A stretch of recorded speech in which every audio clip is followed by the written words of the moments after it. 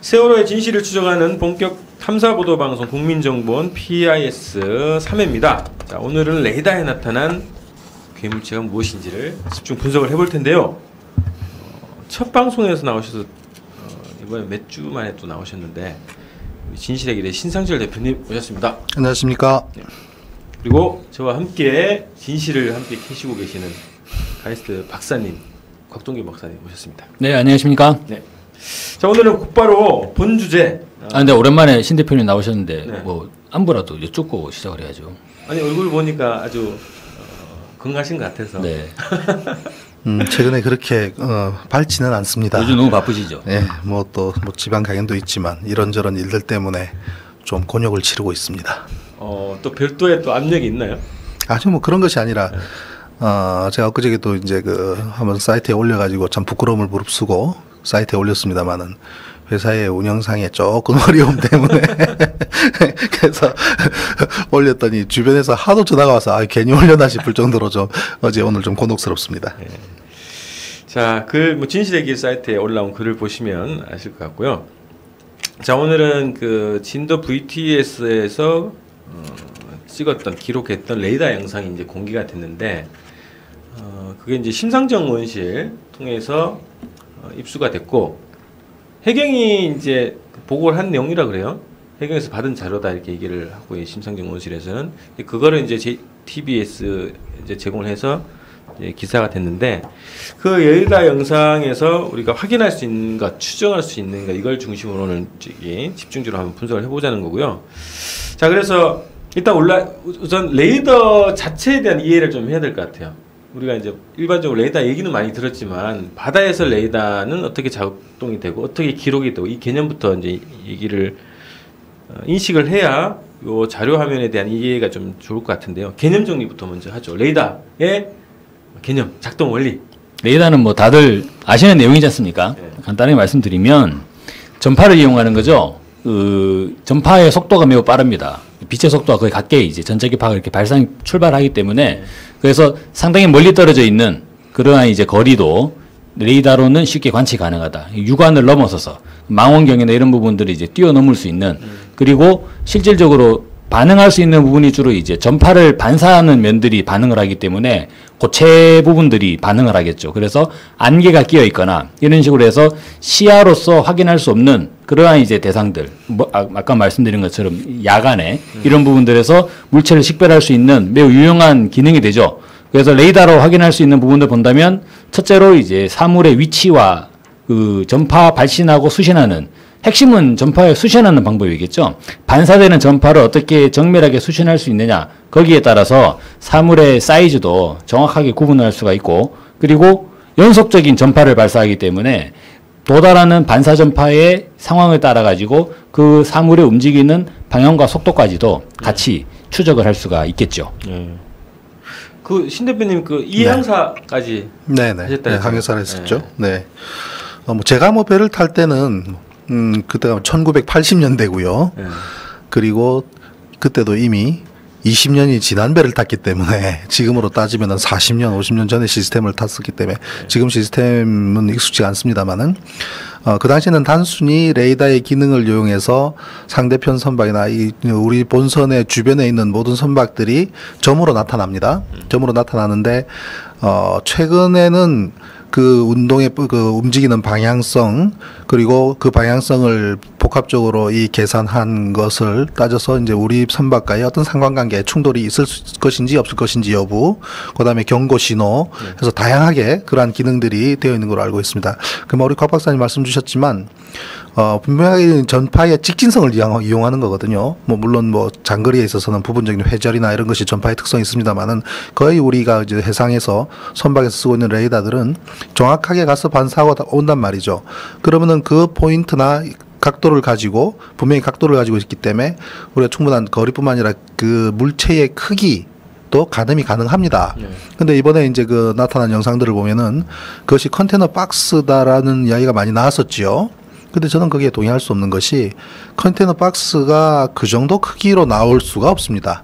왜냐하면 세월호의 선박 크기가 빤한데 그 정도의 덩치로 나올 수 있는 컨테이너 박스면은 무슨 40피트 컨테이너 박스가 아니거든요. 세월호에서 실은 박스는 10피트짜리입니다. 우리 컨테이너 박스를 이야기를 할 때 통상 우리 길에서 보는 트레일러가 크게 이제 끌고 다니는 그런 트레일러 있지 않습니까? 네. 컨테이너 박스를 끌고 다니. 그게 40피트입니다. 40피트짜리고, 그다음 그 절반 사이즈가 20피트예요. 그리고 이제 세월호에 실는 것들은 이제 10피트입니다. 40피트면은 길이가 12m. 그렇죠. 한 3.3 정도를 곱하게 되면은 대략 한 14m 가까이 됩니다. 근데 10피트 같으면은 그거에 이제 4분의 1이니까 기껏 한 3m 정도. 제일 작은 용이에요. 예. 그렇죠. 작은 거죠. 실제로 세월호의 선폭이 22m였기 그렇죠. 때문에 네, 네. 아니 옆으로 놓은 건 아닙니다. 이게 그 컨테이너 박스가 옆으로 실은 것이 아니기 때문에. 그래서 이제 가판 위에 올라가는 컨테이너들은 이제 그 10피트짜리를 싣는데 그거는 이제 그 길이가 3.3m밖에 안 되거든요. 그리고 제일 작은 소형입니다. 우리 비행기에서 주로 싣고 다니는 화물들 있죠. 그것도 한 10피트짜리거든요. 그래서 그 정도 사이즈가 바다에 떨어지면은 부분적으로 컨테이너 박스들이 수면 아래로 가라앉기도 하지만 부분적으로 떠 있지 않습니까? 떠 있으면은 선박처럼 떠 있는 게 아니란 말이에요. 일부분은 잠기고 일부분이 수면 위에 나타나기 때문에 그나마 컨테이너 박스가 빛을 반사해서 상대편 레이더에 나올 수 있는 그 사이즈는 극히 적습니다. 그럼에도 지금 나온 영상을 보면은 그것은 그냥 단순한 컨테이너 박스가 아닌, 컨테이너 박스가 그룹을 지어서 이렇게 떨어졌다 하더라도 상당 부분이 또 물속에 가라앉았을 것이고, 우리가 영상으로 보는 것보다 보면은 몇 개가 이렇게 떠서 이렇게 다니는 것을 볼 수가 있는데 그 영상의 사이즈를 넘어선다. 저는 그렇게 이제 보입니다. 그래서 이제 이따 그 자료화면 보면서 더 자세하게 좀 분석을 해보도록 하고요. 그래서 이게 레이더가 그 배에도 있고 지금 진도 VTS에서 공개한 레이더 영상 가지고 이제 분석을 하는 거잖아요. 네. 그래서 배에서도 레이더를 통해서 이게 다 기록이 되는 건가요? 배 자체의 기록 장치? 그렇죠. 예, 전부 다 이제 저장이 되죠. 예. 그리고 아까 말씀하셨는데 그 안개가 끼어 있는 상황에서도 레이더는 정상적으로 작동하는 건가요? 원래 레이더를 쓰는 목적 자체가 야간이라든지 그러할 때 이제 전파를 이용해서 위치를 찾는 거란 말이죠. 과거에 그러한 전파로 이용한 어떤 그 항해에 도움을 받지 못하던 시절에는 단순히 육안으로만 관측할 수밖에 없었습니다. 그럼 예를 들면 육지가 보였을 경우에 육지에서 특징적인 부분들, 예를 들면 이제 산 꼭대기라든지 해안선이라든지 등대라든지 이러한 부분들이 어느 정도 각도로 보이는지를 선을 그어서 그 몇 개의 선이 만나는 지점이 우리 배의 위치가 되는 그런 그 연안항법이라 그러고요. 계속 이제 계산하는 거죠. 그렇죠. 그래서 네. 그런 거는 이제 섬이든지 뭔가가 물체가 보여야만 돼요. 그리고 물체가 하나만 있을 때는 방향은 알 수가 있지만 거리를 알 수가 없지요. 그런데 두 개 이상의 물체를 우리가 복수에 이렇게 잡았을 때는 그 두 개가 보이는 각도만으로도 한 점이 많을 수가 있습니다. 그게 연안항법이고, 그렇지 않은 경우는 이제 야간에는 하늘의 별을 보호하는 수가 있어요. 천체항법으로. 그 별이라는 것은 우리 지구의 운행은 과학적으로 정확하게 이 패턴이 있기 때문에 그러한 것을 테이블을 만들어서 우리 배를 위치를 잡는 경우, 그다음 낮의 경우는 태양을 또 잡습니다. 태양의 고도, 방향, 이거 가지고 우리 배를 찾는 여러 가지 방법들이 있는데, 전파를 이용하게 됨으로 인해서 그 전파가 무언가의 물체에 닿아오는, 육지와 닿아오는 이러한 것을 이용해서 위치를 내는 것이 이제 가능해졌죠. 그리고 망망대해에서는 그 레이더를 가지고도 어떤 위치를 낼 수는 없고, 망망대해인 경우에는 우리 배와 상관관계가 될 수 있는 타 선박의 여부, 그다음에 그 선박과 우리의 충돌 여부, 이러한 것을 쓰는데 이제 용이하게 쓰기 때문에 그 전파의 특성 자체가 안개라든지 이런 걸 뚫고 다니잖아요. 그렇기 때문에 안개하고 전혀 무관한 것이고요. 이제 위치를 내는 데 있어서는 최근에 이제 GPS 항법이라서 우리가 핸드폰만 하더라도 우리 위치 추적이 충분히 가능한 것처럼 GPS를 이용한 그 위치를 내는 것은 가장 이제 그 명확한 그 데이터를, 위치를 추적할 수 있는 그런 장치인 거죠. 근데 레이더는 주로 이제 그 연안이라든지 이런 데서 다른 선박의 움직임, 그리고 우리 선박과의 상관관계, 그러한 것에 가장 유용하게 쓰이는 그런 장비인 거죠. 예. 자, 레이더 영상, 지금 그 레이더에서 나타났던 그 항적하고 해수부나 이런 데서 공개했던 예전에 이제 초기나 지금 재판 과정에서 제출한 항적이 좀 다르잖아요. 그래서 이게 전체 기록 자체를 믿을 수 없다, 이런 주장도 나오고 있고, 네. 또 일각에서는 전문가의 분 중에는 레이더 영상 자체를 조작하기는 어렵다 이렇게 얘기를 하시는데 각 네. 박사님 어떻게 보세요? 이 레이더 영상이 지금 공개된 영상 자체의 저기 조작 가능성. 그 뒤에 자료 화면에 다 있거든요. 네네. 예, 그걸 보면서 그럼 설명 좀 좀 말씀을 해주시죠. 네. 하시는 게 좀 좋을 것 같은데요. 예.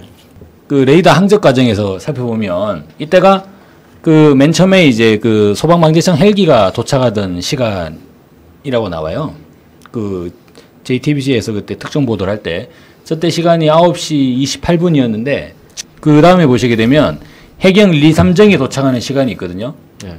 저 시간대가 9시 35분이라는 거죠. 예. 근데 그 9시 35분 때에 해경 1, 2, 3정에 저건 이제 그 국민TV였나요? 거기에서 전체 동영상을 가지고 이제 네, 실시간으로 했을 때 해경 1, 2, 3정의 CCTV에서 나왔던 9시 35분 시각이 바로 저 레이더 상으로 보면 저 시각대라는 거죠. 그래서 저렇게 봤을 때 실제로 이제 그 이번에 JTBC가 공개한 이 레이더 자료가 후반부에 그러니까 9시 한 30분 정도 물론 사건 발생 국면에서는 잘 모르겠습니다만 그 이후의 국면에서는 기존에 나왔던 CCTV나 그리고 이제 이런저런 영상 자료와 대체적으로 좀 맞아지지 않느냐 이렇게 계산을 될 수가 있어요. 네, 네. 그래서 일단 레이더 공개된 레이더 영상 자체가 원본이라고 일단 저희가 이제 감안을 하고. 근데 거기서는 이제 중간에 초반에 레이더 자료가 어떻게 될지는 또 알 수 없는 부분인데 후반부에는 맞아지더라. 이런 부분이 있는 것이고. 네, 네. 근데 또 한 가지 말씀드릴 거는 AIS 항적이 있지 않습니까? 네. AIS 항적과는 레이더가 맞지 않아요. 예, AIS 항적이 레이더 항적과 그러니까 실질적으로 사고 나는 지점에서 그러니까 이제 급변침을 한다고 하지 않습니까? 그 급변침을 하는 지점에서 AIS 항적과 그 레이더 항적이 1분간의 차이가 보이고 있습니다. 그 AIS 지금 공개된 거는 해수부하고 검찰의 그렇죠. 자료 아닙니까? 예, 예. 그죠? 자, 그럼 일단 우선은 이 영상 자체가 우선 이제 사실에 가깝다라는 거를 인정한 조건에서 좀 분석이 좀 들어가야 될 것 같은데 지난주에 저희가 급변침은 없었다는 주장했잖아요. 아, 그 급변침은 네. 급변침을 할 수 없다는 것이죠. 네. 저희가 그 급변침은 없었다는 이야기가 네. 조타실에서 급변침을 이제 할 수 없다는 이야기이고, 그렇죠. 네. 그러니까 실제로는 그 AIS 항적도 그렇고 이번에 레이더 항적도 그렇고 전체적으로 근데 저거 참 마크가 정말 저 새누리당 마크 예전에 한나라당 마크가 좀 연상이 되는 마크긴 합니다만, 예, 급변침이 있었죠. 그래서 급변침이 예. 있었다는 거예요. 근데 제가 뭘 주목하냐면 언론에서는 지금 다 급변침이 있었다라는 근거로 저 자료를 계속 하고 있어요. 네. 기존에 급변 신설을 주장했잖아요. 검찰이나 이제 공소장 보면. 그렇죠. 근데 주목할 점은 우리가 급변침설을 반박한 이유가 뭐냐? 왜 변침을 할 수밖에 없는 상황이 발생했냐? 이런 게 주목해야 된다는 거 아닌가요? 그러니까 그 변침이라는 단어 자체가 네. 두 가지 의미가 혼용되어 있는 것 같아요. 그러니까 검찰이 이야기하는 거는 조타실에서 그 3등 항해사와 조타수가 배를 돌렸다는 것이고, 그렇죠. 배를 저렇게 매우 급격하게 돌렸다는 것이고, 근데 저희들이 이야기하는 거는 조타실에서는 저렇게 돌릴 수가 없는데 네. 배가 돌았다는 거지 않습니까? 네. 배는 돌았다는 거죠. 근데 배는 실제로 돌았지 않습니까? 돌았죠. 예. 그런데 지금 저 영상을 가지고 지금 급변침을 해석하기에는 부족합니다. 왜 그러냐면요. 그래요? 지금 누가 보더라도 달려가던 선박이 오른쪽으로 변침을 해서 터닝하는 것처럼 보입니다. 그죠? 네. 그렇게 보이는데 저 터닝 서클에 대한 반경의 거리도 우리가 재봐야 되겠지만 저 거리가 상당한 거리입니다. 옆에 병풍도하고 비교를 해보십시오. 병풍도하고 비교를 해보면 저 거리가 보통 그냥 배가 한 바퀴 삥 도는 우리가 예를 들면 자동차를 운전을 하다가 갑자기 핸들을 틀어서 한 바퀴 뺑 도는 형태하고는 다르거든요. 저 궤적은 이 세월호가 선박이 전체적으로 움직인 궤적이지 변침한 궤적하고는 다릅니다. 무슨 얘기냐면 우리가 세월호가 그 지점에 이르렀을 때 옆으로 쓰러지는 지점에 이르렀을 때 속도가 팍팍팍 줄어드는 건 알고 있잖아요. 급격하게 속도가 줄지 않습니까? 네, 그리고 배가 쓰러져요. 배가 쓰러지면은 배가 옆으로 쓰러지면서 회전 토크가 발생할 거예요. 예를 들면 그것이 컨테이너 박스가 옆으로 쏟아져서 이 배를 옆으로 쓰러뜨렸든 아니면은 어떠한 물체가 옆에서 부딪힘으로 인해서 이 어떤 토크가 발생을 했든 그러면은 이 선체는 부분적으로 직진성을 상실하고 옆으로 회전할 수가 있습니다. 그 자리에서 그것이 도는 거 얘기하는 건가요? 그렇죠. 그러니까 변침을 하는 것과 상관없이 어떠한 쓰러짐이라고 하는 새로운 모멘트가 작용을 한 거 아닙니까? 그죠? 쓰러진다는 것 자체가 이 선박의 이 선체에 어떠한 특정한 토크, 힘이 작용을 하는 거기 때문에 직진성이 틀어질 수는 있어요. 그럼 틀어지다 보면은 그다음에 이 선박이 점점 속도가 준단 말이죠. 그럼 어느 시점에서는 정지할 수밖에 없잖아요. 그죠? 정지하는 상태에서 그다음에는 조류의 영향을 받습니다. 조류의 영향을 받고 이 토크와 조류의 힘이 배 전체를 저러한 상태로 쭉 움직여 갔다고 봤을 때는 저것 자체가 급변침으로 인해서 저 현상이 나타났다고 생각하는 것은 잘못된 판단이다. 저 거리가 상당한 거리입니다. 옆에 병풍도를 비교를 해보게 되면은 그럼 선체가 저 궤적을 따라서 움직였다는 거죠. 움직였다는 것이지 그것이 저렇게 급변침을 했다고 한 것은 우리가 지금 저것의 영상을 해석하는 데에 하나의 오류일 수가 있다는 점 말씀드리는 겁니다. 여기서 말씀하시는 급변침은 이 조타실에서 배를 그렇게 돌릴 그렇죠. 수가 없다는 말씀이시죠? 그렇죠. 이제 조타실에서 사실 급변침이라는 것은 항해사는 급변침을 얼마든지 할 수 있습니다. 지금 그 3등 항해사는 뭐 5도 정도 이렇게 그 변침을 했다고 하고 또 이 배는 워낙 복원력이 떨어지기 때문에 5도 이상 변침을 하지 말라는 그런 지시사항이 일찍부터 있었다 그런 얘기 아닙니까? 그거 자체가 비정상이에요. 선박은 얼마든지 급변침을 할 수 있어야 되고 급변침을 한다고 해서 선박이 넘어져서는 안 됩니다. 안 돼요. 예를 들면 우리가 배가 앞으로 가는데 갑자기 예를 들면 안개가 끼는 이런 경우에는 레이더도 잘 잡히다는 조그마한 어선이 바로 코앞에서 딱 발견됐다고 가정을 해보세요. 방법이 없습니다. 그러면 저거를 피해갈 수 있는 유일한 방법은 오른쪽이든 왼쪽이든 급변침으로 전타를 주는 거예요. 그럼 전타를 주면 배라는 것은 앞부분이 머리가 틀어지는 게 아니에요. 자동차처럼 앞쪽에 핸들이 틀어져 가지고 앞바퀴가 돌아져서 앞으로 돌아가거나 왼쪽으로 돌아가는 시스템이 아니라 뒷부분에 타가 움직이면서 물살이 그 타를 때림으로 인해서 배 꽁무니가 뒤로 빠지는 시스템으로 돈단 말이에요. 그러면 앞으로 전진을 하다가 우연 전타를 하게 되면 키를 하드 스타보드 즉 오른쪽으로 타를 꺾게 되면 물살이 타를 때리면서 배의 엉덩이가 왼쪽으로 빠지게 되죠. 그러면 배의 일직선상의 이 선상이 앞에 있는 어선을 피하게 됩니다. 이렇게. 그렇지만 이 선체는 방향은 조금 틀어지지만 전체적인 무리에서의 움직임은 그대로 밀고 가서 저 배를 깔아뭉개게 될 겁니다. 그러면 어느 정도 진행하다가 이번에는 반대로 왼쪽으로 전타를 줍니다. 그러면은 다시 물살이 배 엉덩이를 두드리면서 배 엉덩이가 오른쪽으로 빠지기 시작해요. 그때는 이미 앞에 있는 어선을 옆으로 비켜나기 시작하면서 엉덩이까지 빠져나가는 구조. 예를 들면 우리가 그 앞에 사람하고 마주치려고 할 때 우리가 살짝 어깨를 틀면서 옆으로 비켜나는 것을 연상을 하시면은 됩니다. 그냥 우회전하기 어려우니까 그렇죠. S자로 빠지는 그렇죠. 거죠? S자로 빠지는 거죠. 그게 아주 흔히 특히 항 내에서든 연안에서든 우리가 항해사들이 흔히 쓰는 운항 방법이에요. 그래서 얼마든지 급변침이라면 30도 각도를 타를 꺾는 거예요. 그렇다고 해서 그러한 타를 꺾는다고 해서 배가 금방 돌아가는 것도 아닙니다. 그 효과가 한참 있다가 나타나요. 그래서 지금 이 사건에 있어서 세월호 사건에 있어서 급변침이 문제인 것처럼 얘기하고 급변침으로 쓰러지는 이 모든 부분이 지극히 잘못됐다. 만약에 이 배가 처음부터 급변침을 하지 않도록 얘기가 되어 있었고 그러한 화물을 실었다면 처음부터 청해진 해운의 운항관리팀들이 화물을 굉장히 복원력이 떨어뜨릴 만큼 무리하게 화물을 많이 실어왔던 부분이 큰 잘못으로 기인될 겁니다. 왜냐하면 화물을 세 번에 걸쳐서 인천과 제주를 실어 날아야 될 것을 한 번에 세 번 갈 거를 한 번만에 실는다는 얘기 아니겠습니까? 그거는 죽음의 항해입니다. 죽음의 항해. 근데 언제 죽을지 모르고. 그 과적 문제에 대해서는 지금 기록상으로는 지금까지 과적한 중에서 5번째 덜 과적한 경리라는 거예요, 이번. 아니요, 그것은 상관없습니다. 왜 그러냐면요. 이 배의 과적이 얼마나 되는가의 문제 가지고 따질 수 있는 문제가 아니에요. 왜 그러냐면 이 과적의 문제를 해결하려고 그러면은 결과적으로 이 선박이 가지고 있는 여러 가지 그 기존 컨디션 그 중에는 기름이 있습니다. F4, 퓨얼 오일. 기름을 얼마나 싣고 가는가의 문제. 그다음에 발라스트의 문제가 있습니다. 발라스트가 좌우 합치면 몇천 톤 돼요. 화물만큼의 무게가 되는 발라스트를 배 밑바닥에 싣고 넣고 물을 넣고 빼는 것이 있기 때문에 화물을 얼마만큼을 많이 실었느냐의 문제는 이 발라스트의 문제에 비하면은 아무 별 문제가 되지 않을 정도로 그렇습니다. 그래서 이 배는 어떻든 과적이라는 것이 마치 당연한 것처럼 이야기되고 있는 것은 잘못된 것이고, 그로 인해서 어떤 이 그 선체에 있는 컨디션하고 같이 맞물리는 부분인데, 그러한 상황을 늘 만들었던 청해진 해운은 계속 죽음의 항해를 강요해온 것이란 말이에요. 그럼 3등 항해사인 경우에 자기 항해 당직 시간에 사고가 났는데, 예를 들면 배가 오는 거를 보고 변침을 줬다라고 현재는 변호사를 통해서 박한결 변호사를 통해서 일단 그렇게 나오고 있죠. 그렇지만 이 배가 충돌했습니까? 충돌한 게 아니거든요. 그죠? 충돌 안 했잖아요. 그죠? 모르겠습니다.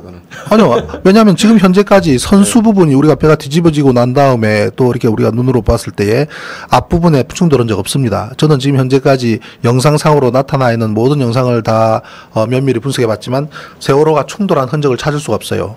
다만 선미 좌현 하부 쪽 한 번도 수면 위로 모습을 드러내지 않은 부분은 나중에 배를 봐야만 알겠지만 그 외에 지금까지 드러나는 무슨 충돌 현상이 없습니다. 그리고 선박과 선박이 만나서 충돌하는 것은 엄청난 에너지를 유발하는 겁니다.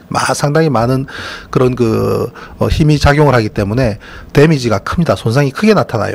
그냥 살짝 부딪히듯이 그냥 스쳐갈 수 있는 그런 충돌은 거의 없어요. 대부분 깨집니다. 찌그러지고. 그런데 그러한 것을 발견할 수 없다. 즉 3등 항해사 때 무언가 올라든 선박을 피해서 변침을 했다고 한다면 그거는 항해하는 하나의 운전하는 상해 하나의 설명일 뿐이지, 그것으로 인해서 배가 넘어지는 것과는 전혀 연관 지을 수도 없고 지어서도 안 되는 겁니다. 그럼 넘어갈 수밖에 없었다고 한다면은 운항관리 측면에서의 과적의 문제가 잘못인 것이고, 그다음 그것을 받아들인 그다음은 1등 항해사의 잘못이 커요. 1등 항해사는 이 물건을 실었을 때에 이 배의 복원력과 이 GM, 그래비티 모멘트라고 하는 배의 안정성 문제를 해결할 수 있을 것인가에 대한 총 책임을 지고 있기 때문에 그건 1등 항해사의 문제이고, 그 다음은 선장이 그 전체적인 책임의 문제로서 선장이 책임져야 될 문제란 말이죠. 그럼 3등 항해사는 자기 당직 시간에 배가 전복되는 사고가 났다는 것에 대한 정도의 어떤 그 책임, 그 사고 자체는 사망사의 책임은 아니에요. 절대 아닙니다. 변침 책임 아닙니다. 이 부분은 분명하게 법정에서도 증빙이 돼야 될 부분이지만, 변침이 절대 사고의 원인이 될 수가 없고 되어서도 안 되는 겁니다. 그건 항해는. 그러니까 변침 자체가 잘못이 될 수가 없습니다. 될 수가 없다는 거죠. 극도로 이 타라는 것이 뭡니까? 타는 우리가 자동차 핸들이라는 것은 오른쪽 끝까지 돌려도 차가 이상하면 세야 되잖아요. 근데 과속을 하면서 오른쪽으로 돌리면 차가 전복이 되죠. 그렇지만 선박은 저 정도 선박은 모터보트도 아니고, 저 정도 선박은 오른쪽이든 왼쪽이든 극도로 탈을 꺾는다 하더라도 배가 쓰러져서는 안 됩니다. 그게 원칙입니다. 그렇기 때문에 세월호는 어떻게 쓰러진 건가요? 예를 들면 우리가 물론 여러 가지 설이 있죠. 예를 들면은 잠수함 추돌 설이니, 그다음에 또 폐기물 설이니, 여러 가지 설들이 있지만 그런 거는 배를 조사를 해봐야 알 수 있는 것이고, 지금 현재 추정되는 것으로는 우리가 나룻배에 성인이 10명이 타서 그 안전하게 강을 건너가려면 최대한 10명의 성인이 쭈그리고 앉거나 엎드리거나 최대한 무게중심을 낮춰야 되지요. 그런데 그 나룻배에서 어른들이 전부 다 일어서서 막 흔든다면은 어떻게 되겠습니까?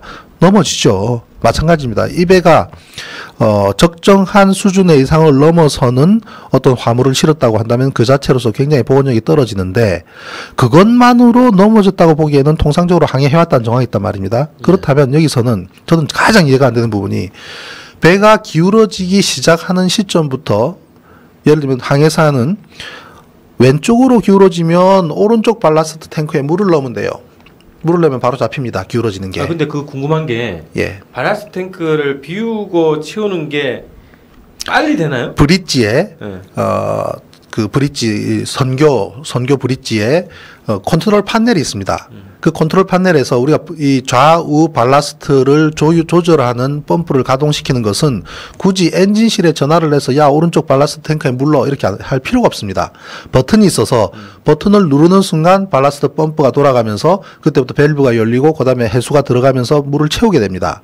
그럼 선박이 기울어지는 메커니즘이 예를 들면 갑자기 뭔가 확 들이받아가지고 넘겼든지, 아니면 이번처럼 컨테이너 박스가 와르르 쏟아지면서 넘어지든지 했을 때는 급격하게 움직임이 있지만, 그 다음에 이 배도 45도로 기운 이후로 옆으로 기울 때까지 상당한 시간이 흐르지 않습니까? 적어도 몇십 분이라는 시간이 흐르지 않습니까? 그동안에라도 오른쪽 발라스트 탱크에 물을 집어넣든지, 아니면 왼쪽 발라스트 탱크에서 물을 빼면 배는 바로 쓰게 돼 있습니다. 배라는 것이 그렇게 쉽게 넘어지도록 안 돼 있어요. 그러면 그것이 작동하지 않았다. 그렇다면 거기는 퀘스천 마크를 달 수밖에 없습니다. 발라스트 밸브를 작살을 내버렸나? 누군가가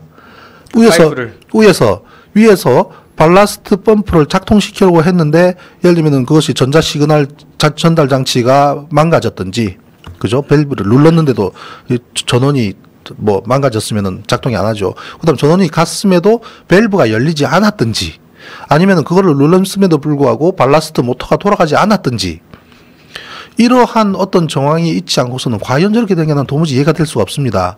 그것이 배가 좌우로 기울어지는 문제는 선박으로서는 안전성에 상당히 문제성이 야기되기 때문에, 예를 들면 그 전날 군산 앞바다에서 어떠한 잠시의 접촉이 있었고 배가 잠시 기울었다는 증언은 복수의 증언들이 있죠. 네. 생존자들이 뭔가 쿵 하는 느낌이 있었다, 뭐 찌직한 소리가 들렸다, 그리고 배가 좀 기울어서 안에 있던 캔 맥주가 구석으로 굴러갔다. 그 다음에 심지어 쓰레기통이 쓰러졌다는 증언도 있었죠. 그리고 어떤 사람은 왜 이렇게 배가 기울었나 해서 가판 위에 올라갔더니 10도에서 15 정도 기울어졌더라. 잔잔한 바다에서 선박이 그러한 현상이 나타나는 건 예사로운 건 아니거든요. 그렇지만 금방 복원이 됐습니다. 그리고 어느 그 전직 해병대입니까? 그 군인의 증언에 의하면 자기는 군인이었기 때문에 배를 많이 타봤기 때문에 상당히 기분이 안 좋았다.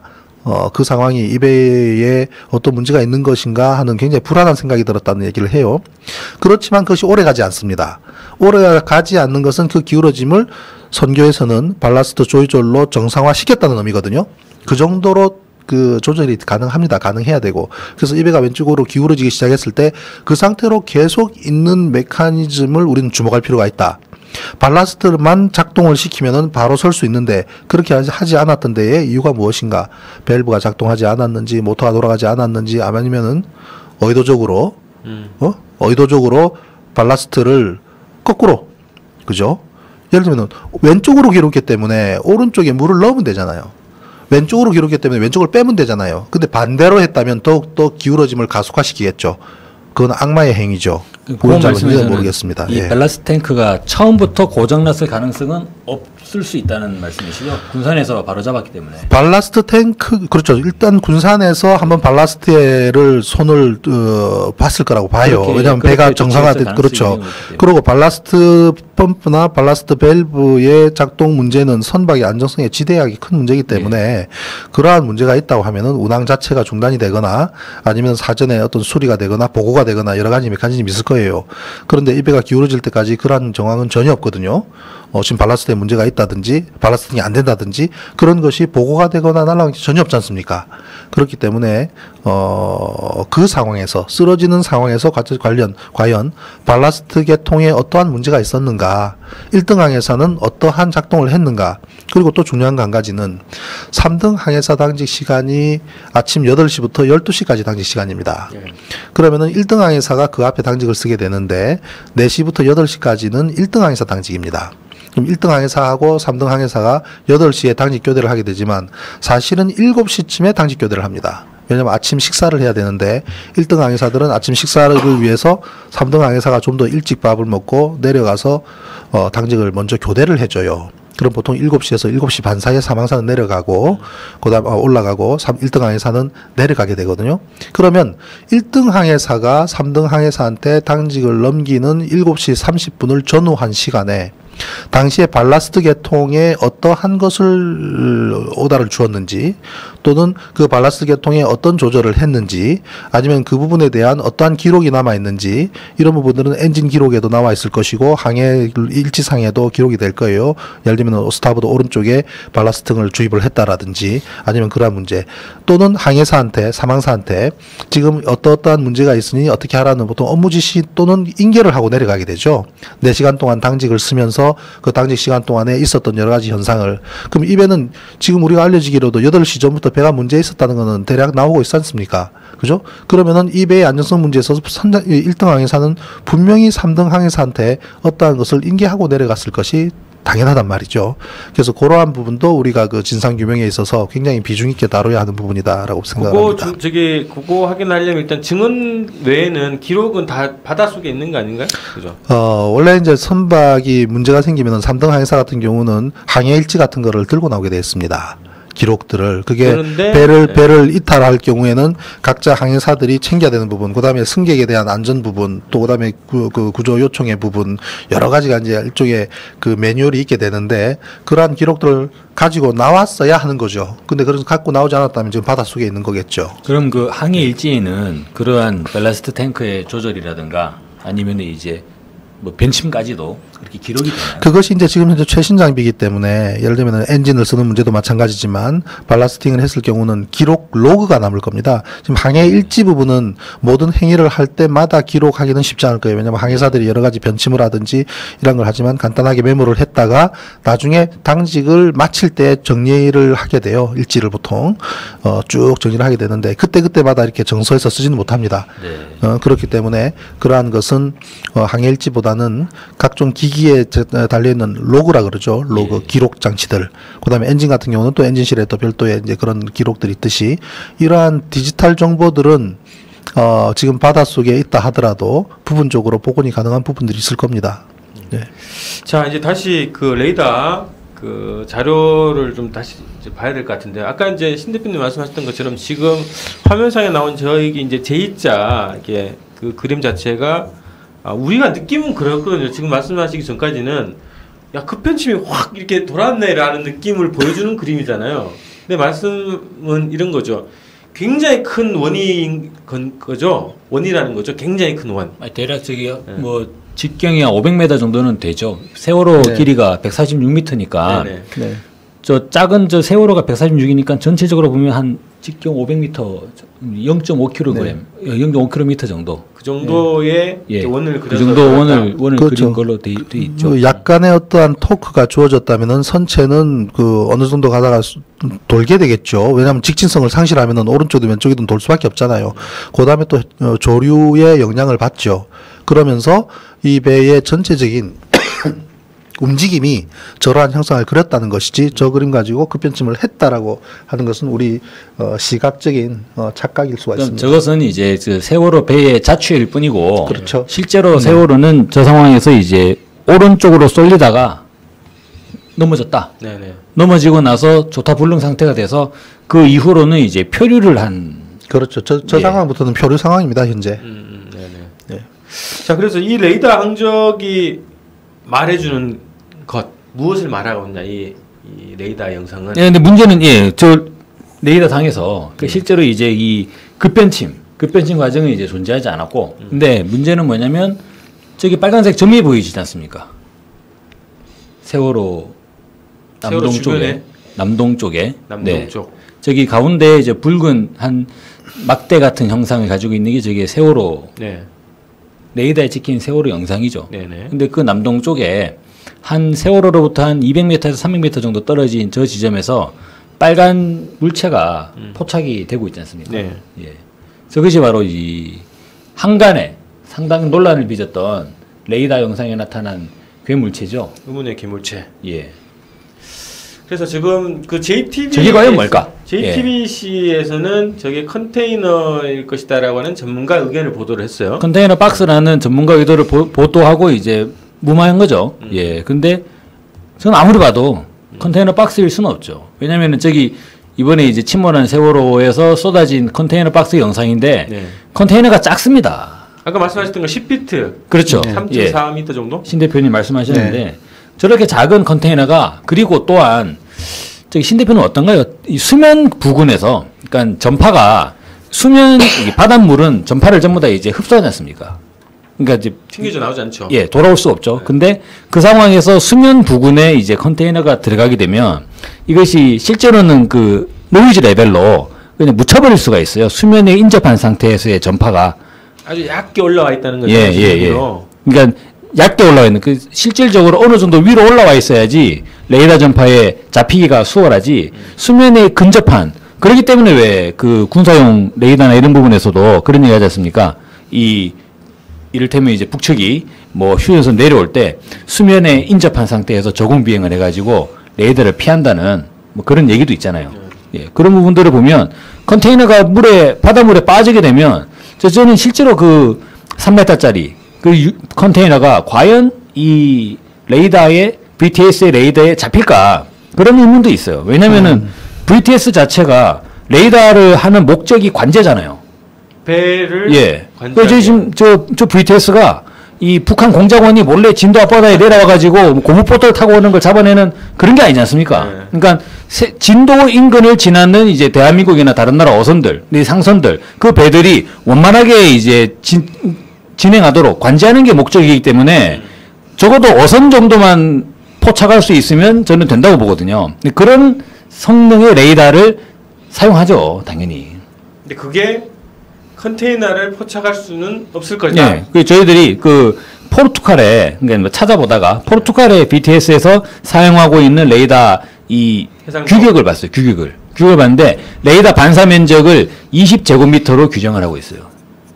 그러니까 반사 면적 20제곱미터짜리의 물체를 식별할 수 있어야 된다. 네네. 이렇게 규정을 하고 있더라고요. 예, 예. 근데 22제곱미터면 가로 5m, 세로 4m지 않습니까? 컨테이너는 안 되죠. 우리 컨테이너 박스가 물 속에 빠지면은 안에 있는 공기의 유무 여부 그죠? 예. 그런 거에 따르게 되는데 뭐 대략 한 5분의 4는 깔아앉을 거예요. 그렇죠. 한 80%는 물 속으로 들어가고 한 20% 정도가 물 위에 드러나게 될 텐데 그 정도만 해도 레이더에는 잡힙니다. 왜냐하면은 우리가 조그만 나룻배, 네. 조그만 선박, 어선들, 예. 어선 같은 거 굉장히 작은 어선들이 이렇게 바다에 떠 있으면은 거의 납작하게 붙어 있는 경우가 있지 않습니까? 네. 그런 것도 잡혀야 되기 때문에 그 정도 성능은 충분히 되는데 우리가 저기 나오는 영상상에 볼 때의 세월호에 비한다면은 너무나 크게 잡히는 거죠. 저거는 컨테이너 박스일 수가 없다라고 이제 판독을 할 수밖에 없습니다. 항해사 입장에서는. 저게 전체 이 예. 인터넷상에서 보면 이제 세월호 길이의 절반 정도다. 그래서 70m다. 얘는 이제 의견도 있고. 근데 저는 영상을 쭉 봤을 때 저게 최대로 나타날 때 저게 자세히 보면 약간 커졌다 작아졌다 이래요. 맞아요. 근데 최대로 커질 때 대략 한 100m 가량까지도. 그리고 저 형상은 크게 변하지 않습니다. 막대 형상에. 그죠. 일정하게 세월호 형상과 유사하죠. 한 물체로 보여요. 모양이. 네. 예. 근데 저게 만약에 컨테이너라면 그야말로 컨테이너가 길이 100m를 열을 지어 가지고 그죠? 문제는 세월호에서 동시에 빠져야 돼요. 컨테이너가. 그랬다가 동시에 떠올라야 되는 거죠. 손잡고 뛰어내려가지고. 그렇죠. 손잡고 이제 떠내려. 그러다가 더 중요한 거는 동시에 깔아앉아야 돼요. 그렇죠. 예. 적어도 한 10여 개의 컨테이너가 동시에 그런 운행을 해야지 이를테면 점점이 찍혀 있는 컨테이너가 하나의 저런 이제 막대 같은 형상으로 그렇게 나타날 수가 있겠죠. 그게 가능합니까? 무엇보다도 검찰이 뭐라 그랬습니까? 고박이 부실하다 했잖아요. 제대로 안 묶었다면서요. 네. 제대로 안 묶었는 컨테이너가 어떻게 빠져가지고 일렬로 줄질 수가 있습니까? 말이 안 되죠. 우당탕탕 하면서 다 이제 흩어져. 그렇죠. 흩어져야겠죠. 그래서 저는 이거는 가능하다고 봅니다. 세월호부터 만약에 레이더 영상을 봤을 때 점점이 붉은 점들이 쫙 이렇게 스프레이 퍼지듯이 퍼져나가더라. 그러면 그거는 컨테이너겠죠. 근데 조류가 있었단 말이죠. 네. 조류가 있으면 일정한 방향으로 열을 그러죠. 할 수도 있지 않나요? 그리고 그 컨테이너가 조류가 있기 때문에 조류에 의해 가지고 흘러나가야지 말이 맞죠. 네. 근데 저기 나타났던 레이더 영상에 나타난 저 물체는 물론 세월호도 조류 영향으로 북쪽으로 올라갑니다. 네. 그런데 저 물체가 세월호보다도 더 느려요. 북쪽으로 올라가는 속도가. 거의 정지해 있습니다. 세월호는 표류하고 있는데. 컨테이너가 더 빨리 올라가야 되는데 속도가. 그게 맞죠. 네. 예. 세월호 무게가 6,800톤이지 않습니까? 네. 거기에 비한다면 컨테이너가 표류하는 속도가 더 빨라야죠. 근데 저 물체는 세월호보다도 더 움직이지 않아요. 이상한 상황이죠. 아무튼 컨테이너 박스는 아니라고 저는 봅니다. 자, 그럼 오늘 예. 결론은 컨테이너는 아니다. 컨테이너는 아니다. 예. 그렇다면 추정을 한번 해보시죠. 이제 한간에 그 뉴스타파에서 뉴스타파 맞죠? 네. 뉴스타파에서 보도를 하셨어요. 저걸 가지고 한 이제 항해 전문가의 말씀을 인용하면서 잠수함일 수 있다. 잠수함이거나 스텔스 군함? 그렇죠. 잠수함이건 스텔스 군함일 수 있다고 하셨는데 저는 스텔스 군함은 잘 모르겠어요. 왜냐면 저 화상이 사라지거든요. 그러니까 붉은색 저 스텔스가 물체. 원래 레이더에 안 잡히는 거 아니에요? 근데 그 스텔스 군함이라고 하는 게 실제로는 이제 레이더 반사 면적을 줄여가지고 자기의 원래 형체보다 작게 보이게 하는 게 스텔스 군함이라고 알고 있어요. 네네. 그러니까 이걸 스텔스 기능을 키면은 갑자기 싹 사라졌다가 스텔스 기능을 끄면은 다시 나타나고 그렇지는 않지 않습니까? 그런데 이제 스텔스 군함이라는 것에 저는 동의하기 어려운 부분이 물론 그거는 레이더 영상상의 스텔스라는 것은 전파를 그냥 흡수해버리거나, 그죠? 네. 그러한 기능이지, 그날 시간이 아침이란 말이에요. 아침 8시, 9시. 그리고 선박이, 바다상에서 시야에서 사라질 때까지의 시간이 상당히 걸립니다. 바다는 멀기 때문에요. 그래서 스텔스 군함이 그 인근에 있었다면 어떤 형태든 누구든 눈에 띄게 됩니다. 봤을 거다. 그렇지. 당연히 누군 눈에 띄어야 되죠. 그러면 군함이라는 것은 수면 위에 떠서 가지고 물속으로 들어가면 그건 군함이 아니잖아요. 잠수함이지. 그렇죠. 그죠? 그렇기 때문에 수상 위에 떠 있는 것은 배제를 해야 됩니다. 누가 봐도 봤고, 우리 세월호가 전복되고 난 이후에 그 뒤에 잠수함이 하나 잡힌 거는 모두가 다 알고 있는 사실 아닙니까? 그 급이 호주 잠수함인가 일본 잠수함인가 잘 모르겠습니다만은, 그것은 제가 지난번에도 이제 우리 가족분들하고 언론을 하면서 그랬습니다. 분명히 세월호가 전복되어 있을 때 그 옆에 잠수함이 있는 것이 맞다. 그러면 그것이 정체가 무엇이냐? 그다음에 그 잠수함이 세월호와 어떤 연관관계가 있는지 여부를 정보 공개를 요구를 하시라 그랬어요. 정부 측에다가. 네. 그것을 해명할 책임은 정부와 해경에 있습니다. 그런 걸 해명을 안 하기 때문에 온갖 설이 난무하고 있는 것이죠. 그리고 그 당시에 전복된 세월호 인근에 잠수함이 존재했다는 것은 영상으로도 존재한단 말이에요. 분명히. 그러면 그러한 것이 사전에도 어떠한 그 영향을 미쳤을까? 충돌까지 일어나지는 않았더라도 항로상에 존재했을지 여부는 얼마든지 그거는 정보 공개 청구나 요구할 수가 있는 거고요. 지금 저 영상이 만약에 그러한 물체라고 한다면은 충분히 그 연관성에 대해서는 우리는 가능성을 열어두고 조사를 해야 되는 거죠. 그 말씀하신 영상은 일전에 그 인터넷에 상당히 이제 좀 많이 좀 이야기 됐었던 그렇죠. 아주 그건 잠수함이 맞습니다. 그건 잠수함 맞아요. 영상이 그 영상 자체가 저희가 물체가. 홈페이지에 공개한 영상 중에 어디 영상이죠? 세 번째 공개한 영상인데 1, 2, 3정이 공개한 영상이 있고 그다음에 헬기가 찍은 영상이 있고 그다음에 해경 소속이었던 그 영상인데 그 영상에 보면 특이한 모양의 이제 사각형 모양. 그게 잠수함이라고 확인된 건가요? 잠수함 맞습니다. 그거는 잠수함 맞고요. 그리고 많은 전문가들도 그렇게 얘기를 하고 있고. 그렇게 되면 그 물체가 저 레이더 영상에 저런 붉은색 점으로 포착돼 있을 가능성이 꽤 있을 수가 있죠. 예, 잠수함에 물에 올랐다 들어갔다 하기 때문에 서로 충돌할 수 있을 만한 어떤 그런 위험적인 상황이 다 쓸 수도 있습니다. 그건 항해하다 보면은. 예, 그런데 이제 그 문제는 이 세월호가 그러한 것을 피하려고 하다가 배를 이제 틀게 되면 복원력이 극히 나빠졌던 선박이라면 그렇게 해서 넘어졌다고 하는 건 충분히 있을 수가 있습니다.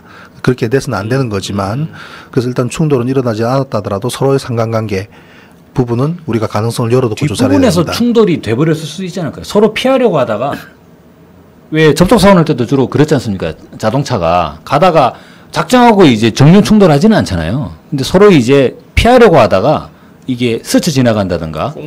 그래서 주로 사이드미러가 깨져 나간다든가 뭐 이런 사고들이 있지 않습니까? 그렇죠. 얼마든지 가능성이 있죠. 그렇기 때문에 이 세월호에서 지금까지 한 번도 영상이 공개 안 된 부분이 선미 좌현 뒷부분이거든요. 선미 좌현 뒷부분에 어떠한 데미지가 있는지 여부가 굉장히 관심사입니다. 사실은. 그 부분에서 예를 들면 아까 내가 말씀드렸지만은 앞에 어선이 나타났을 때는 오른쪽 전타를 한 다음에 다시 왼쪽 전타를 해서 피해간다고 말씀드렸죠. 그런데 오른쪽 전타를 한 상태에서 이 배가 갑자기 움직임 자체가 달라지면서 더 이상 어떤 변화가 없었다고 하면 계속 돌아가면서 상대방 물체에 접근했을 거예요. 그죠? 그렇다면 그 상대방 물체는 배의 뒷부분을 받았을 가능성 얼마든지 있습니다. 오른쪽으로 배를 돌리게 되면 왼쪽 뒷부분 공무기가 닿을 수가 있기 때문에 선미 좌연이 되는군요. 그렇죠. 선미 좌연이 됩니다. 그렇기 때문에 선미 좌연 하부 쪽의 데미지 여부가 이 배에 있어서 가장 충돌의 가능성을 따져볼 수 있는 유일한 포인트입니다. 그 외에는 그런데요, 진짜. 이 선수 쪽은 데미지가 없어요. 현재 전혀 데미지가 없습니다. 없기 때문에 이제 피해갔고, 심지어 선수의 그 구상 선수라고 하죠. 발부스바우 둥그런 부분에 가 있는 스크래치를 충돌의 흔적으로 분석하는 분들도 계시지만 그거는 그렇지 않습니다. 아니고 그렇죠. 그거는 이제 앵카링을 했을 때, 즉 닷을 내렸을 때 데미지죠. 그래서 선미 좌연 하부에 대한 그 조사가 필요한데, 그에 대해서 해경이나 허용을 하지 않고 있는 걸 알고 있습니다. 예를 들면 우리 잠수부들이 그쪽에 접근하는 것도 적극적으로 막았다고 그래요. 그래서 제가 제가 이종인 대표한테도 제가 물어봤습니다. 하고 있어요, 정부가. 그 부분에 대해 그 부분이 굉장히 나는 관심인데 혹시 그쪽으로 가보실 생각이 없었는지, 아니면 그쪽으로 접근은 안 해보셨는지 물어봤더니 상당히 제한적이었다. 이쪽 그러니까 그 제한적이었다는 말은 뭐냐면 들어가라는 것만 들어가라는 얘기예요. 잠수부들이 접근하는 것을 극히 꺼렸다는 얘기가 됩니다. 그렇다면은 지금 현재까지도 선저 하부의 어떠한 형상인지 우리가 어떤 그 사이드 스캔 소나라든지 이러한 장비들 고급장이 많아요. 훌륭한 장비가 많습니다. 그걸 가서 배를 한 바퀴 뺑 돌면은 배 선체 하부에 어떤 형상인지 다 그대로 스캐닝 할 수가 있습니다. 전혀 안 하잖아요. 왜 안 하겠습니까? 우리가 교통사고를 나도 이 자동차 차량에 대한 조사가 필수이듯이 이 정도 사고가 났으면 이 선체 하부에 대한 영상은 벌써 나와야 되는 거죠. 근데 그렇게 하지 않고 있는 사실이 계속 의혹을 증폭시키고 있고 그러한 설들이 나온 것에 대한 정치적인 책임은 정부와 해경에게 있다. 지금 그렇게 봅니다. 저희가 지난주에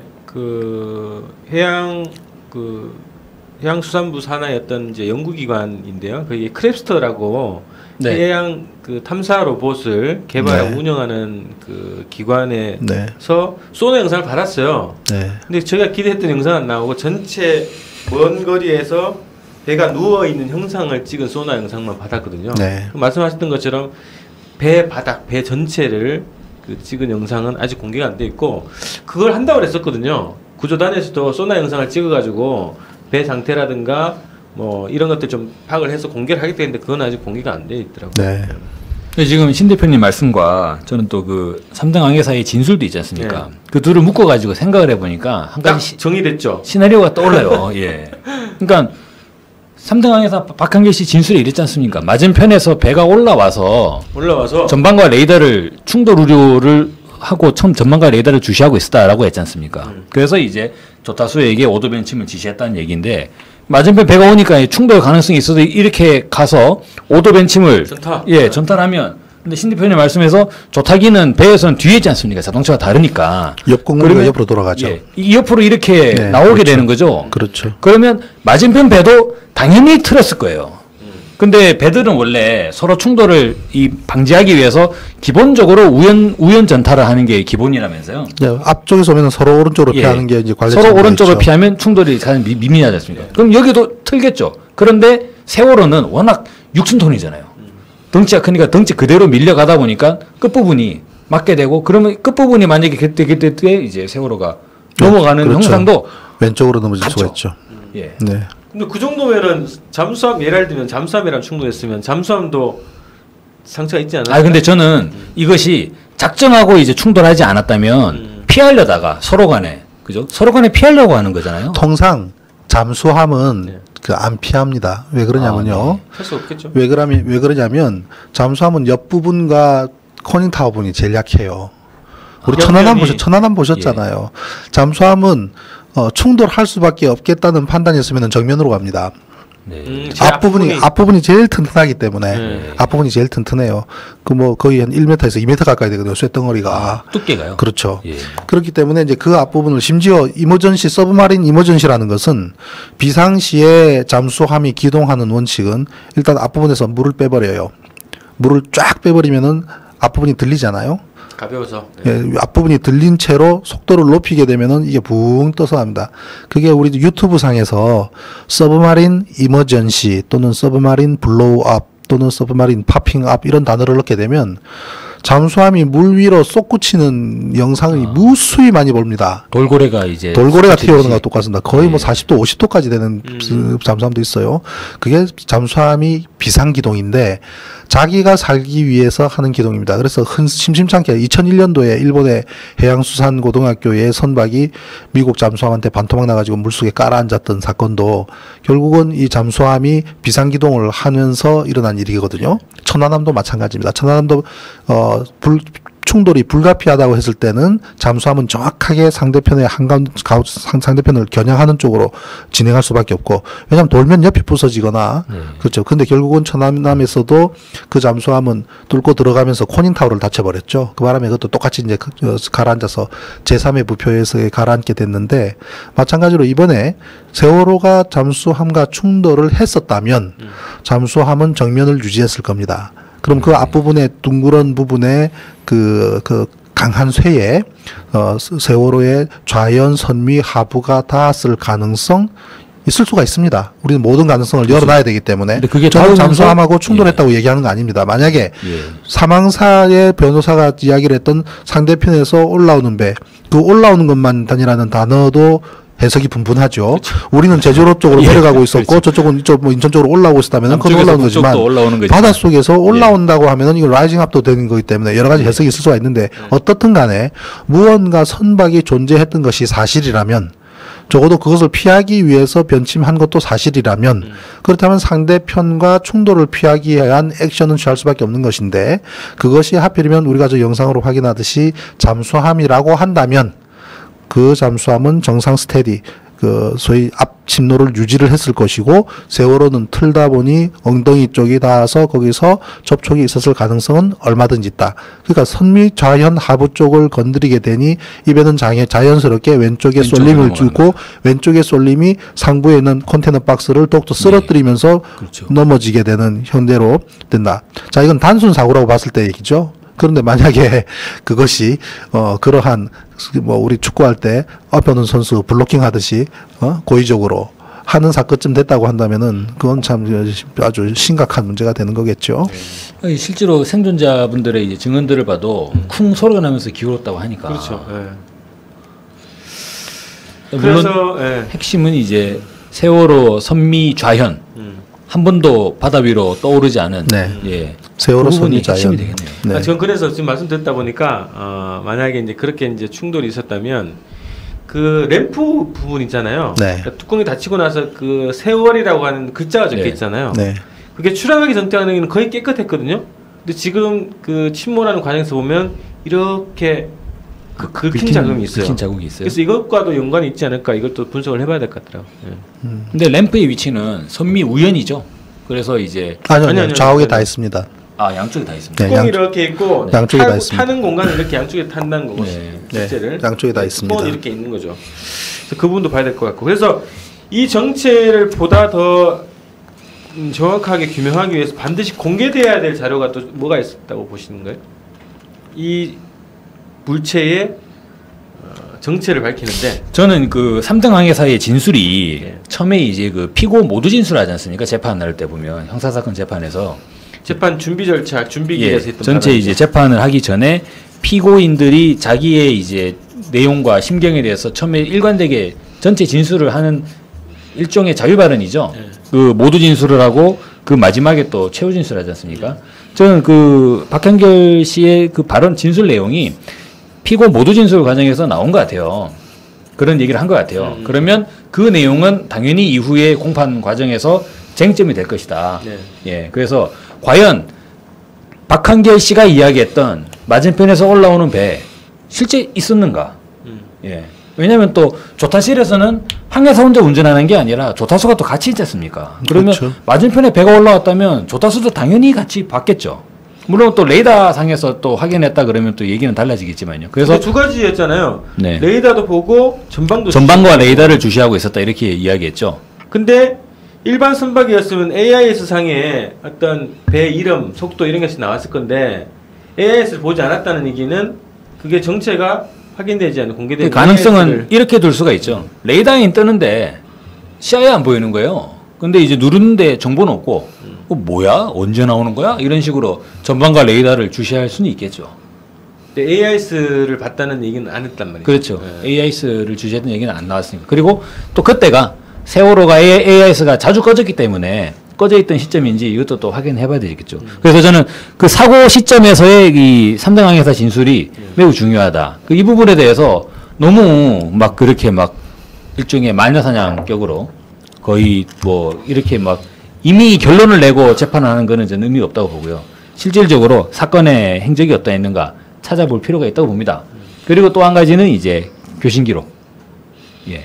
그러니까 어디 교수님? 그러니까 지금까지 이야기되는 교신 기록이 8시 48분에 세월호가 통제불능 상태가 되고 난 이후의 교신 기록을 다 이야기하고 있어요. 네. 그 이전에 어떠했는지. 이를테면 3등 항해사가 맞은편에 올라오는 배가 충돌 우려가 있다고 하면 교신을 안 했겠습니까? 저는 교신했을 거라고 봅니다. 관제실. 앞에 전방에 배가 있는데 저 뭐냐 저거. 박을 것 같다. 뭐 이런 얘기가 원래 일상적으로는 원래 가능한 내용이 되겠죠. 통상 상대 선박을 부르게 되는데 예. VHF 16번 채널을 열어놓고 가게 되면 거기서 바로 상대편을 보고 부르게 됩니다. 네. 불러서 서로 교신이 되면 채널 자체를 몇 번으로 옮기자. 네. 합의를 해서 그 채널로 옮겨서 이렇게 우리는 오른쪽으로 갈 테니 당신은 왼쪽으로 가라 이렇게 교신을 하게 되는데 비행기 관제하듯이 하지는 않아요. 예. 뭐 관제실에 물어서 저 앞에 배 뭐냐 이렇게 묻는 건 아닙니다. 그렇지는 않고 이제 상대편을 부를 수가 있는데 선박끼리 상대편을 부를 수 없는 선박일 수가 있을 거고요. 불러도 대답이 없고 불러도 대답이 없는 선박일 되었답니다. 수가 있고 네. 그리고 그만큼 불러야 할 만큼 긴박한 상황으로 판단 안 했을 가능성도 있고요. 네. 여러 가지 가능성이 있는데 아무튼 박학인결 항해사의 26살 여성 그분의 증언이 굉장히 중요한데 그나마 그 상대편 선박에 대한 것도 변호사 입을 통해서 나온 게 다가 그렇죠. 전부 다죠. 네. 그래서 저는 이 사망사에 대한 어떤 변론이 필요하다. 그리고 좀 누누이 말씀드리지만 3등 항해사가 미필적 고의한 살인의 죄까지 지금 돼서 기소되는 것에 대해서는 저는 동의하지 않습니다.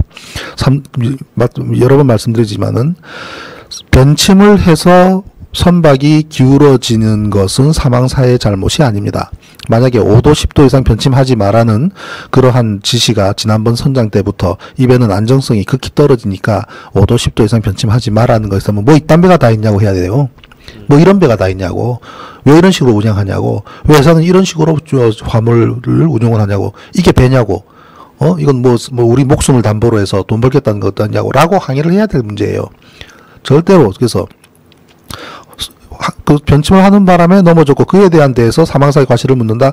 전 세계 해운 사상 웃음거리 될 겁니다.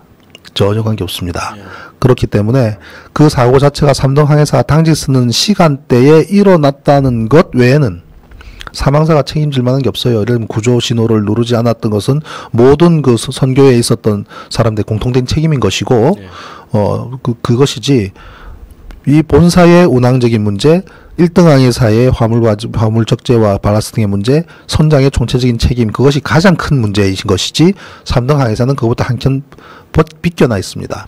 자, 그래서 그 어떤 교신 기록 그리고 사망사에 대한 우리가 좀 변론이 필요할 것 같다는 생각도 들어요. 네, 그래서 저는 이제 지난번에 민변에 계신 변호사님한테 3등 항해사 변론을 하십시오. 그렇게 이야기를 했어요. 그래서 좀 긍정적으로 검토를 하고 있습니다. 충분히 많은 부분이 억울하고요. 그 부분도 사망사는 피해자라고 저는 봅니다. 네. 그리고 어떠한 지시를 회사로부터 받았는지 또는 어떠한 담합 속에 지금 걸리는지 모르겠지만 그러한 변론을 맡아야 된다고 보고 무죄를 주장하는 건 아닙니다. 항해사로서 해야 될 책임과 의무 또 승객 구조의 의무 지키지 않은 부분들 분명히 있습니다. 그에 대한 책임은 물어야 되겠지만 지금 현재 모든 쓰러진 것에 대한 원인을 거기다 포커스 맞춘 것은 전혀 본질도 아니고 사실도 아니고 맞지 않다는 것이고 그러한 재판을 맡게 됨으로 인해서 그 재판과 관련된 모든 그 관련 기록들을 다 받아볼 수가 있는 거고요. 그리고 그 시간에 그 현장을 가장 가까이서 목격한 당사자이기 때문에 그의 증인은 굉장히 중요합니다. 그래서 그것에 대해서 이 재판의 과정도 그렇지만 조사의 과정 모든 것이 투명해야 되고 또 그 진실에 가깝게 다가서 해야 되는 것이 중요한 것이라고 저는 봅니다.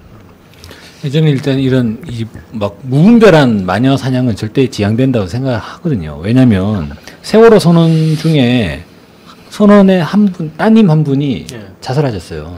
맞아.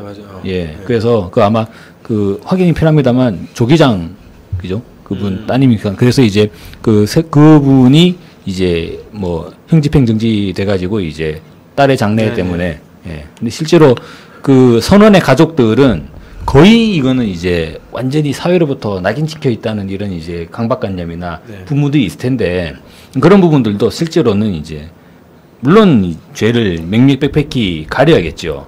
저희가 주범을 잡아야 되고 몸통을 때려야 되지 않습니까? 대가리를 잡아야 되지 않습니까? 그렇죠. 예, 그래서 깃털을 잘라내면서 그것으로 카타르시스를 뭐 어떠한 사회 정의가 구현됐다? 그렇지 않습니다. 한국 사회는 대가리를 쳐야 되고 몸통을 잘라야 됩니다. 그죠? 예. 맞습니다. 그렇게 가야 되겠습니다. 그래서 이미 지금 그 뭐 구원파도 그렇지만 이 선원들에 대해서도 여론 재판이 거의 다 끝났어요. 여론 그렇죠. 재판이 다 됐죠. 이미 뭐 그래서 사실관계를 밝히는 것이 핵심인데 그것보다는 정치 재판으로 일단 여론 재판을 다 끝내놓고 이미 결론을 가지고 지금 가고 있단 말이죠. 그래서 아까 말씀하셨던 것처럼 아주 중요한 핵심 증인이 될 수 있고 목격자가 될 수 있는 26세 박한길 3등 항해사 지금 현재 공소장에 제기된 형량으로 보면 무기징역까지 가능한 상황이에요. 네. 이거는 정말 그 개인도 그렇고 가족도 그렇고 세월의 진실을 밝힌 입장에서 굉장히 이 상황을 우리가 말 한마디로 이제 무기징역 그러니까 그렇죠. 세호 3등 항해사의 내용이 이거지 않습니까? 5도 전타 지시했다는 거잖아요. 네. 실제로 자신이 한 건 아니고 그럼 결과적으로 말 한마디에 이제 어떤 면에서는 우당 과실을 묻는다면 5도 전타한 것이 우당 과실일 수가 있어요. 왜 그러냐면 충돌을 피하기 위해서 변침할 때는 대각도 변침이 기본입니다. 잠깐만 대각도 변침을 설명해 주세요. 네. 대각도 변침이라는 것은 이 타가 오른쪽이든 왼쪽이든 끝까지 돌아가게 되면 보통 35도 정도 돌아갑니다. 쭉 꺾여서 그게 대각도예요. 큰 각도. 큰 각도. 큰 각도. 크게 돈다는 거. 큰 각도로 배가 돌아가는 게 아니라 네. 탈을 꺾는 겁니다. 예. 그러면 우리 그저 항해 용어로는 하드 스타보드라고 해요. 딱딱한 뭐 하드 가장 큰 이런 뜻이죠. 하드 스타보드. 선박에서 오른쪽을 스타보드라 부르고 왼쪽을 포트라고 불러요. 예. 비행기도 마찬가지입니다. 오른쪽 날개는 스타보드 윙, 왼쪽 날개는 포트 윙 그렇게 합니다. 비행기와 선박이 이렇게 비슷한 용어들이 많은데 하드 스타보드 하면은 오른쪽 전타가 됩니다. 군대 용어로는 우현 전타예요. 군대 용어는 저는 해군도 나왔으니까 왼쪽으로 할 때는 하드 포트 또는 좌현 전타가 되는데 그럼 타가 35도 정도 꺾입니다. 그러면은 거기에 물살이 닿으면서 배 속도에 따라서 속도가 높을 때는 빨리 회전할 것이고 그렇겠네요. 속도가 느릴 때는 천천히 회전하죠. 그렇네요. 우현 전타, 좌현 전타, 하드 스타보드, 하드 포트는 예사로 쓰게 되고 그리고 우리가 분명하게 피항을 즉 충돌을 피하기 위한 액션을 할 때는 분명하게 의사표시를 해야 되는 원칙이 있습니다. 그럴 때는 대각도 변침을 하는 게 원칙입니다. 확실하게 우리가 꺾어주는 거죠. 상대편이 보기에. 특히나 야간인 경우는 레이더 상으로만 확인이 가능하거나 그나마 불빛 4개만 보고 가게 돼요. 앞에 선박이 오면은 마스터 등이 있고 백열구가 있고 그다음에 앞에 그 포화마스트 선수에 있는 마스터 등이 백열등이 있으면 높이가 달라요.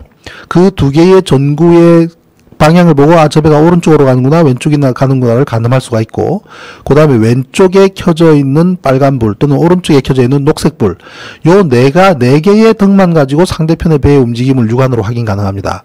그런데 시야가 안 좋을 때는 레이더의 움직임만으로 판단해야 되는데 어떤 변침을 하기 시작했을 때 레이더 상에서의 움직임도 믿을 수가 없어요. 왜 그러냐면은 나는 분명히 우현 전타를 했지만 오른쪽으로 배를 꺾었지만 레이더 상에는 배가 왼쪽으로 갈 수가 있습니다. 그렇죠. 뭐 조류도 있고. 왜냐하면 왜 그러냐면은 아까 제가 말씀드렸죠. 배를 오른쪽으로 꺾기 위해서는 탈을 오른쪽으로 끝까지 돌려야 되잖아요.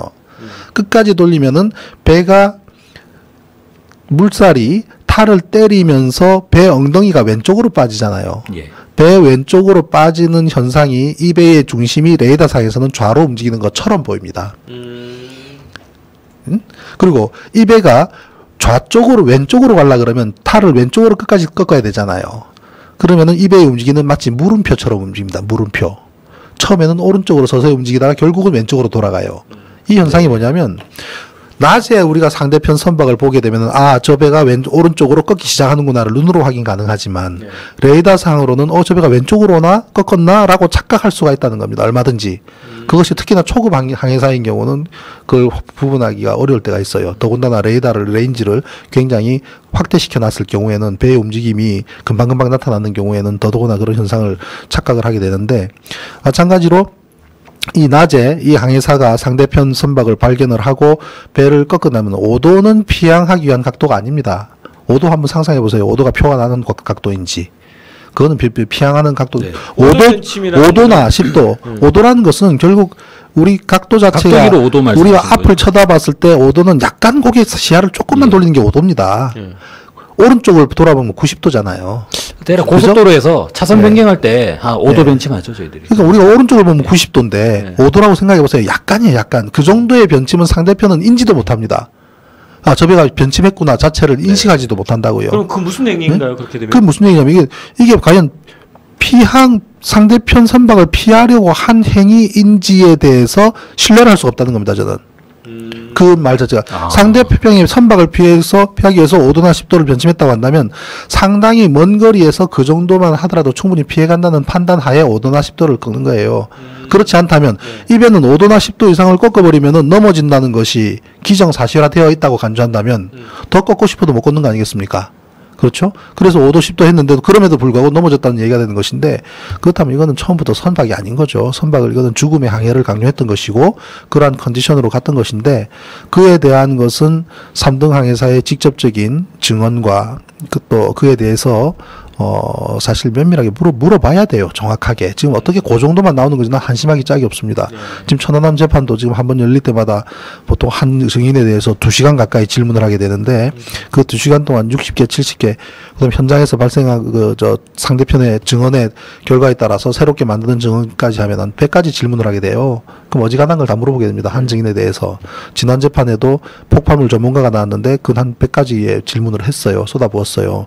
그런데 사망사에 대해서 변호사 답변이 그 정도 나올 정도로만 이게 된다는 것도 이해가 안 되는 부분이고, 도대체 이제 어떻게 질문을 하길래. 근데 그거는 변론 그 재판 기일을 잡는 재판이라서요. 네. 본 재판은 7월 이제 8일부터 예, 예. 시작되는 네. 거고. 그 진술 사전에 내용에 대한 계획 네, 잡는 그렇죠. 집중 심리가 예, 아마 예. 잡힐 것 그런 같습니다. 거라서 본 재판 들어가서 한번 그 얘기가 나올 것 예. 같습니다. 그 얘기는 새로운 저는 인식이 네. 들었는데. 네, 저는- 피하려고 했다면 대각도 변침하는 게 원칙입니다. 그러니까 그 3등 항해사의 발언 자체가 이제 앞뒤가 안 맞는 모순인 거군요. 그러니까 네. 배를 피하기 위해서 5도 변침했다. 이건 자체가 있을 수 없다는 그러면 거고. 그거는 아주 멀리 있을 그렇죠. 경우에는 가능하다는 그렇죠. 얘기죠. 5도 정도만 틀어도 저 배를 피해가겠다고 판단했으니까 5도 꺾은 거죠. 그런데 그렇지 않았다면 안 되는 밖에 것이죠. 있는 그런 선박일 경우에 수 킬로미터까지는 멀리 있지는 않더라 하더라도 예, 뭐 그 정도면은 피해갈 수 있을 거라고 판단했기 때문에 그 정도로 했다는 얘기인데 그건 위험성이 있는 부분이 아니란 얘기죠, 한마디로. 그런 부분은 사실 예. 뭐 고신할 필요도 없는 거네요. 예, 그렇죠. 그거 한번 다시 조사해봐야겠네요. 자, 그러면 일단 그 진도 VTS에서 공개된 레이더 영상 그걸 가지고 저희가 한번 집중 분석을 해봤는데 합의되는 건 컨테이너는 아니다. 그죠? 예.